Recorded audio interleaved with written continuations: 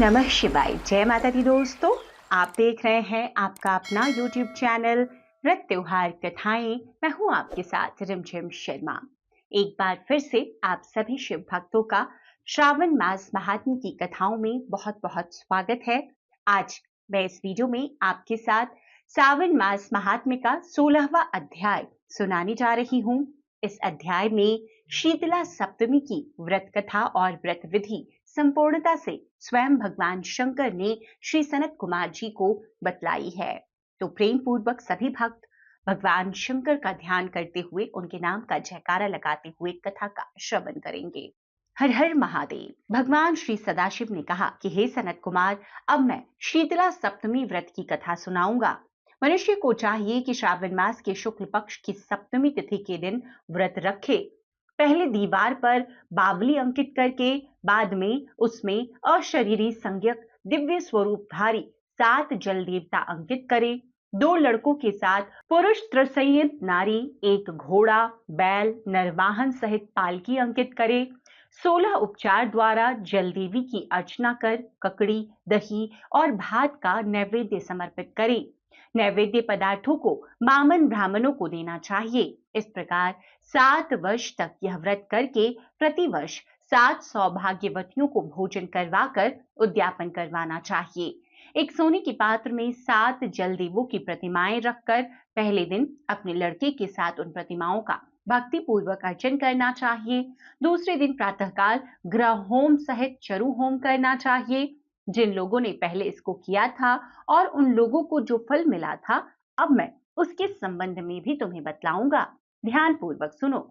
सौराष्ट्र देश में सोभन नाम का एक नगर था। उसमें धार्मिक विचारों वाला एक धनी रहता था। उसने निर्जल तथा विजन जन में एक बावली खुदवाई। उसमें जाने के लिए बहुत सा धन व्यय करके पशुओं के उतरने के लिए तथा प्यासे यात्रियों के जल पानार्थ कीमती पत्थरों की सीढ़ियां बनवाई, जो कि टिकाऊ भी थीं और मजबूत भी थीं। थके मांदे पथिकों के लिए उसने बावली के साथ एक बहुत बड़ा बगीचा भी लगवाया। मगर हुआ यह कि बावली में एक बूंद भी पानी न मिला। धनी ने दुखी होकर कहा कि मेरा धन भी व्यर्थ गया और परिश्रम भी निष्फल गया। वह इन विचारों से ग्रस्त रात को उस बावली के पास ही सो गया। रात को स्वप्न में जल देवों ने आकर कहा कि हे धनद, हमसे तुम जल निकालने का उपाय सुनो। यदि तुम हमारे निमित्त अपने पौत्र की सादर बलि दो, यह बावली उसी समय जल से भर जाएगी। धनिक यह स्वप्न देखकर अपने घर लौट आया और उसने अपने धर्म में तत्पर पुत्र द्रविड़ से अपने स्वप्न का सारा हाल कहा। उसके पुत्र ने स्वप्न की सारी बात सुनकर धनत पिता से कहा कि पिताजी, मेरे तथा मेरे पुत्र के भी आप जन्मदाता हैं। इसके अलावा यह धर्म काम है, इसमें भला सोचने की क्या बात है। वास्तव में धर्म तो स्थायी है और पुत्र आदि सब नाशवान है। अल्प मूल्य से किसी बड़ी वस्तु की प्राप्ति एक कठिन कार्य है। मेरे शितांशु तथा चंडांशु 2 लड़के हैं। आप बिना सोच विचार के मेरे बड़े लड़के शितांशु की बलि दे दीजिए। लेकिन पिताजी, यह मामला आप स्त्रियों से गुप्त रखिएगा। गुप्त इसीलिए कि मेरी पत्नी इस समय गर्भवती है और प्रसव का समय निकट है। वह अपने मायके जाने वाली है। उसके साथ मेरा छोटा लड़का भी जाएगा और उसके जाने के बाद यह काम निर्विघ्न संपन्न हो जाएगा। धनत ने पुत्र की बात सुनकर कहा कि हे पुत्र, तुम धन्य हो और चूंकि तुम मेरे लड़के हो इसीलिए मैं भी धन्य हूँ।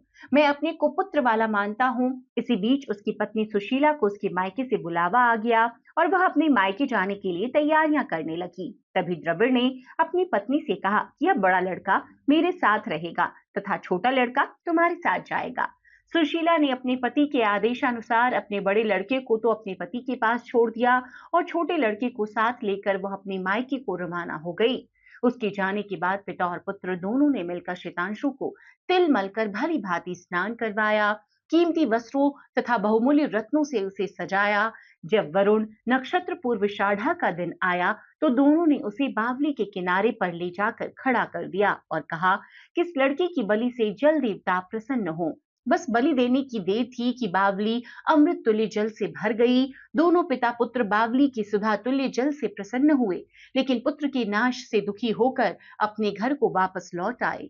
उधर मायके में सुशीला के यहाँ तीसरा लड़का पैदा हुआ। जब लड़का 3 मास का हो गया तो वह अपनी ससुराल वापस लौटी। मार्ग में जब वह उसी बावली के पास आई तो उसे जल से परिपूर्ण देखकर चकित रह गई। उसने प्रसन्नचित उसमें स्नान करके कहा कि मेरे ससुर का उद्योग तथा धन का व्यय यथोचित सफल हुआ। उस दिन श्रावण मास के शुक्ल पक्ष की सप्तमी तिथि थी। सुशीला ने स्नान करके शीतला देवी का शुभ व्रत करके वहीं पर ही दही तथा चावल मंगाकर स्वादिष्ट पाक बनाया। जल देवता का अर्चन करके दही चावल और ककड़ी का नैवेद्य देकर बामन ब्राह्मणों को दे दिया। अपने साथ वालों के सहित आप भी दही चावल और ककड़ी का भोजन किया। वहां से सुशीला का गांव 4 कोस दूर पर था। जब सुशीला अपने दोनों लड़कों के साथ बावली से घर की ओर निकल पड़ी तो जल देवता आपस में कहने लगे, इसका मरा हुआ लड़का इसको वापस लौटा देना चाहिए, क्योंकि इसने बड़ी प्रेम से हमारा व्रत किया है। इन्होंने सुशीला का मृत पुत्र जल से बाहर निकाल दिया और उसे भी साथ में विदा कर दिया। अब लड़का पालकी के पीछे माता जी कहता हुआ दौड़ा। अपनी लड़की की आवाज सुनकर सुशीला ने पीछे मुड़कर देखा तो उसको देखकर चकित रह गई और उसको अपनी गोद में बिठाकर उसका सिर सूंघने लगी। लेकिन उसने लड़के से कुछ नहीं पूछा। सोचा यदि इसकी कुछ पूछूंगी तो यह डर जाएगा। यह सोचने लगी कि इसने जो बहुमूल्य गहने पहन रखे हैं, यदि इसे चोर ले जाते तो अगर इसको घर में से पिशाच पकड़कर लाए होते तो वह भला इसे छोड़ते कैसे, और इसकी जुदाई के कारण घर वालों का न जाने क्या हाल हुआ होगा। बस इसी प्रकार सोचते सोचते सुशीला घर पहुंच गई। उसके आने का समाचार सुनकर पिता और पुत्र दोनों सोचने लगे कि सुशीला अब हमें क्या कहेगी और हम उसे उत्तर क्या देंगे। इसी बीच में अपने तीनों लड़कों सहित सुशीला मकान के भीतर प्रवेश की। ससुर तथा पति ने बड़े पुत्र शितांशु को देखकर आश्चर्यचकित होकर तथा उसके साथ ही प्रसन्न होकर भी पूछा कि हे सुभद्रे, तुमने किस पुण्य या व्रत को किया है? हे भामिनी, निश्चय ही तुम पुण्य व्रता हो। इस शितांशु को मरे आज 2 मास बीत चुके हैं। तुमने इसे दोबारा कैसे प्राप्त किया तथा बावली भी जल से पूर्ण हो गई। जाते समय तुम यहाँ से एक पुत्र लेकर गई थी और आती बार 3 पुत्रों को साथ लेकर आई हो। हे शुभ्रे, वंश का तुमने उद्धार कर दिया। हे शुभानने, मैं तुम्हारी क्या स्तुति करूं। इस प्रकार उसके ससुर ने प्रशंसा की। पति ने प्यार भरी नजरों से उसकी तरफ देखा। सास ने भी उसकी स्तुति की। उसने प्रसन्न होकर कहा कि यह सब सुमार्ग का पुण्य फल है। वह सब इस संसार में मनोभिलाषित भोग भोग कर परमानंदित हुए। हे तात, तुमसे मैंने यह शीतला सप्तमी का पुण्य व्रत कहा है। इसमें दही चावल, ठंडा शीतल ककड़ी फल, बावली जल तथा शीतला देवता कहे गए हैं। इसे करने वाले ताप त्रय से मुक्त होते हैं। इस कारण श्रावण मास की शुक्ल पक्ष की सप्तमी का नाम यथार्थ रूप से शीतला सप्तमी हुआ है। तो इस प्रकार से यहाँ पर श्रावण मास महात्म्य का ये 16वां अध्याय संपन्न होता है। आगे आप सभी भक्त श्री शिव चालीसा का श्रवण करें। जय गणेश गिरिजासवन मंगल मूल सुजान, कहत अयोध्या दास तुम देहु अभय वरदान। जय गिरिजापति दीन दयाला, सदा करत संतन प्रतिपाला। भाल चंद्रमा सोहत नीके, कानन कुंडल नाग फनीके। अंग गौर शिर गंग बहाए, मुंड माल तन छार लगाए। वस्त्र खाल बाघंबर सोहे, छवि को देख नाग मन मोहे। मैना मातु की हवे दुलारी, वाम अंग सोहत छवि न्यारी। कर त्रिशूल सोहत छवि भारी, करत सदा शत्रुन छयकारी। नंदी गणेश सोए तह कैसे, सागर मध्य कमल है जैसे। कार्तिक श्याम और गणराऊ, या छवि को कही जात न काऊ। देवन जब ही जाय पुकारा, तब ही दुख प्रभु आप निवारा। किया उपद्रव तारक भारी, देवन सब मिले तुम ही जुआरी। तुरत सडानन आप पठाए, लव निमेष मह मार गिराए। आप जलंधर असुर संहारा, सुयश तुम्हार विदित संसारा। त्रिपुरासुर सन युद्ध मचाई, सब ही कृपा कर लीन बचाई। किया तप ही भागीरथ भारी, पूर प्रतिज्ञा तासु पुरारी। दानिन मह तुम सबको नाई, सेवक स्तुति करत सदा ही। वेद नाम महिमा तब गाई, अकथ अनादि भेद नहीं पाई। प्रकटि उदधि मंथन में ज्वाला, जरत सुरासुर भय विहाला। कीन्ही दया तह करी सहाई, नीलकंठ तब नाम कहाई। पूजन रामचंद्र जब कीन्हा, जीत के लंक विभीषण दिन्हा। सहस कमल में हो रहे धारी, कीन्ह परीक्षा तब ही पुरारी। एक कमल प्रभु राखे जोई, कमल नयन पूजन चह सोई। कठिन भक्ति देखी प्रभु शंकर, भये प्रसन्न दिए एक शत वर। जय जय जय जय अनंत अविनाशी, करत कृपा सबके घटवाशी। दुष्ट सकल नित मोहि सतावे, भ्रमत रहो मोहि चैन न आवे। त्राहि त्राहि मैं नाथ पुकारो, यही अवसर मोहि आन उबारो। लै त्रिशूल शत्रुन को मारो, संकट से मोहि आन उबारो। माता पिता भ्राता सब कोई, संकट में पूछत नहीं कोई। स्वामी एक है आस तुम्हारी, आए हरहु मम संकट भारी। धन निर्धन को देत सदाही, जो कोई जांचे सो फल पाही।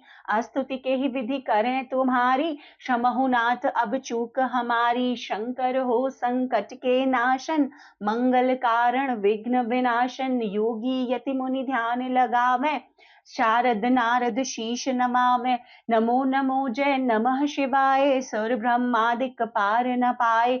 जो यह पाठ करे मन लाई, तापर होत है शंभु सहाई। ऋनिया जो कोई हो अधिकारी, पाठ करे सो पावन हारी। पुत्रहीन इच्छा कर जोई, निश्चय शिव प्रसाद तेहि होई। पंडित त्रयोदशी को लावे, ध्यान पूर्वक होम करावे। त्रयोदशी व्रत करे हमेशा, ताके तन नहीं रहे कलेशा। धूप दीप नैवेद्य चढ़ावे, शंकर सम्मुख पाठ सुनावे। जन्म जन्म के पाप नसावे, अंत धाम शिवपुर में पावे। कहीं अयोध्या दास आस तुम्हारी, जाने सकल दुख हरहु हमारी। दोहा। नित्य नेम कर प्रातः ही पाठ करो 40, तुम मेरी मनोकामना पूर्ण करो जगदीश। मगसर छठी हेमंत ऋतु, संवत 64 जान। स्तुति 40 वही पूर्ण कीन कल्याण। तो आज के इस युग में शिव चालीसा का पाठ हर व्यक्ति को जरूर अपने जीवन में हर प्रकार की सुख सुविधाओं के लिए करना चाहिए। आरती श्री त्रिगुण शिव जी की। ओम जय शिव ओंकारा, स्वामी जय शिव ओंकारा। ब्रह्मा विष्णु सदा शिव, ब्रह्मा विष्णु सदा शिव। अर्धांगी धारा। ओम जय शिव ओंकारा, एकानन चतुरानन पंचानन राजै। हंसासन गरुड़ासन, वृषवाहन साजै। ओम जय शिव ओंकारा, दो भुज चार चतुर्भुज, 10 भुज अति सोहे। त्रिगुण रूप निरखते, त्रिभुवन जन मोहे। ओम जय शिव ओंकारा, अक्षमाला वनमाला मुंडमाला धारी। चंदन मृग मद सोहे, भाले शशिधारी।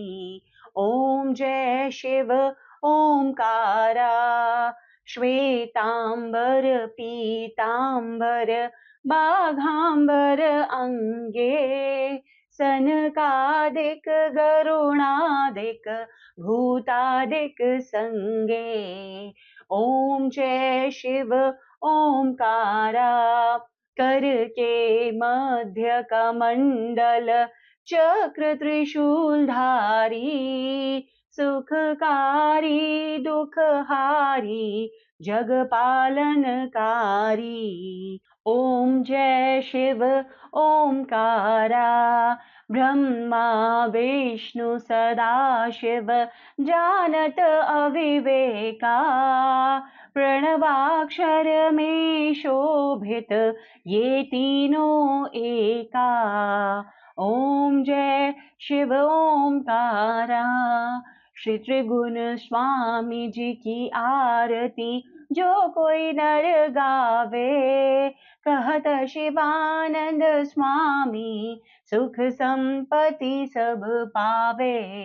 ओम जय शिव ओंकारा, ओम जय शिव ओंकारा। तो भगवान शिव की आरती के साथ में आज इस वीडियो को मैं यहीं पर समाप्त कर रही हूँ। आगे की कथाओं के लिए चैनल के साथ बने रहिए। कथाएं मास महात्म्य आपको पसंद आ रहा है तो वीडियो को लाइक ज़रूर कर दीजिए।